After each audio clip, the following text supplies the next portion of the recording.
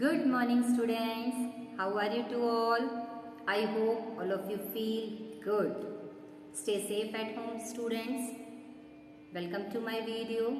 Today I am going to teach you chapter number 5, and the name of the chapter number 5 is Towards Freedom. In this chapter we will talk about after the revolt के बाद the British suppressed the first war of independence. First war of independence को British ने suppress कर दिया. Many factors were responsible for the failure of the revolt. कई सारे factors हैं इसको रिस्पॉन्सिबल करने के लिए, इस रिवॉल्ट को फेल होने के लिए कई सारे फैक्टर्स हैं. It did not spread to all part of India. ये जो रिवॉल्ट था पूरे इंडिया में स्प्रेड नहीं हुआ. Indian soldier did not have sufficient money and good weapons.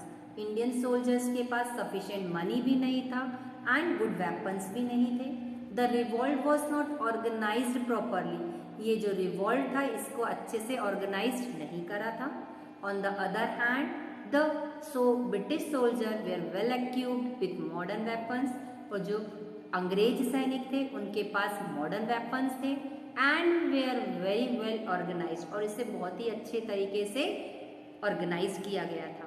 After the revolt was suppressed. इस रिवॉल्ट को दबाने के बाद many Indians were either killed और put into the prison. Here I have one picture. आप देख सकते हैं इस पिक्चर में ब्रिटिश पीपल के पास बहुत अच्छे मॉडर्न वेपन्स थे. Here also I have one picture. After the revolt was suppressed. Many Indians were either killed or put into the prison. इस रिवॉल्ट के बाद कई सारे इंडियन को या तो मार दिया गया या जेल में डाल दिया. The rule of the East India Company ended in 1858. East India company का रूल 1858 में समाप्त हो गया.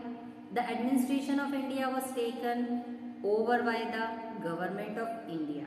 इंडिया का एडमिनिस्ट्रेशन इंग्लैंड की गवर्नमेंट ने टेक ओवर कर लिया. However the Indian princes were allowed to rule over their territories. Government of England की गवर्नमेंट ने इंडियन प्रिंसेस को अलाउ किया कि वो अपनी टेरिटरीज में रूल कर सकते हैं, शासन कर सकते हैं. Now let us talk about social and religious reformers. Social, धार्मिक, रिलीजियस रिफॉर्मर, सामाजिक रिलीजियस धार्मिक रिफॉर्मर्स, सुधारक. The British introduce modern education in India. British ने हमारे इंडिया में मॉडर्न एजुकेशन को इंट्रोड्यूस किया. Gradually educated Indians introduce many social and religious reformer. जब हमारे इंडियंस एजुकेट हो गए तो उन्होंने कई सारे सोशल और रिलीजियस रिफॉर्मर, सुधारकों को हमसे इंट्रोड्यूस करवाया. Reformers such as Raja Ram Mohan Roy, Ishwar Chandra Vidyasagar and Devendranath Tagore were actively during this period. इस पीरियड में राजा राम मोहन रॉय, ईश्वर चंद्र विद्यासागर एंड देवेंद्रनाथ टैगोर ने एक्टिवली पार्टिसिपेशन किया. They strongly protested against social practices such as Sati.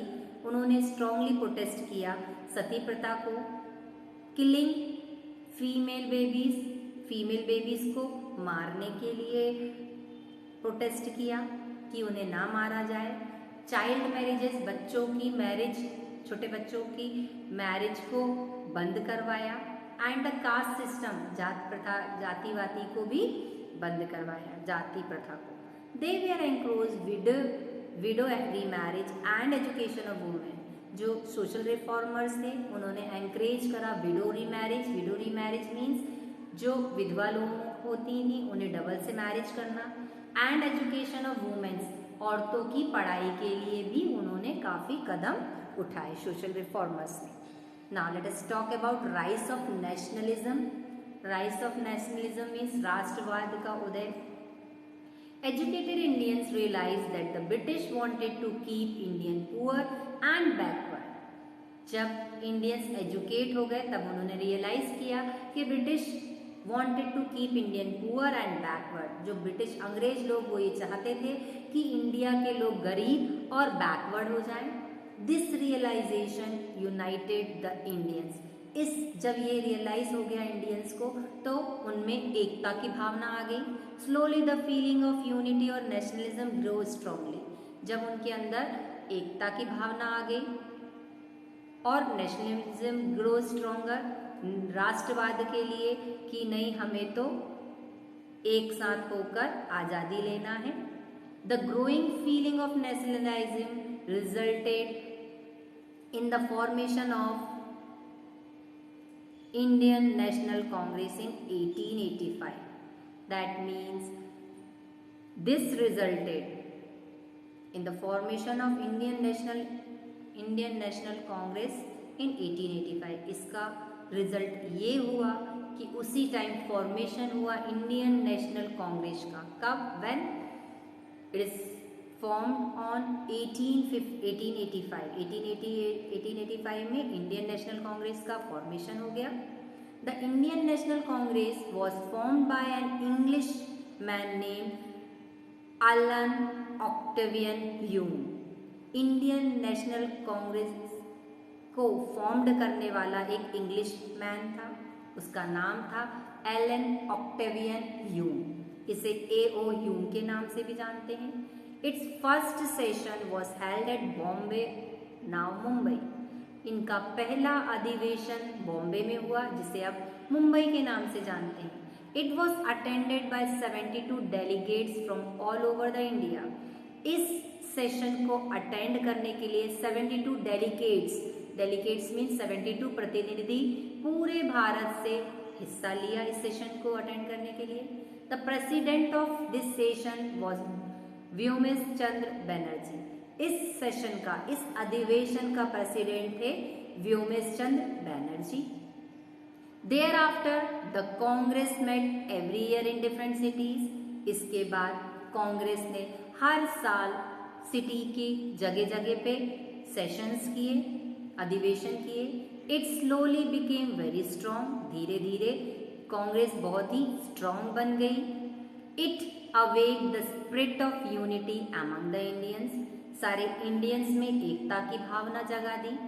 Eight the same time, उसी time it requested the government, उसी time उन्होंने request की government से to introduce reforms to improve the living conditions of the people. Government से उन्होंने request करी कि आप हमारी लिविंग कंडीशंस को इम्प्रूव करें। The growing popularity of Congress worried the British.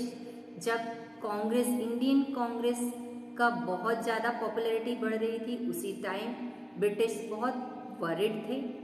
To suppress the rising spirit of nationalism, उनकी ये जो स्पिरिट थी नेशनलिज्म के लिए, राष्ट्रवाद के लिए, वो उसको दबाना चाहते थे। The government pass many strict laws. उसी टाइम ब्रिटिश गवर्नमेंट ने बहुत ही स्ट्रिक्ट लॉज पास किए। They also use the policy of divide and rule. उसी टाइम उन्होंने एक डिवाइड एंड रूल वाली पॉलिसी चलाई to prevent the Hindu and Muslim from unity, ताकि हिंदू और मुस्लिम की जो यूनिटी है उसको प्रिवेंट कर सके। Now I think you understood beta. In this video, it is enough to you. Meet you in the next video.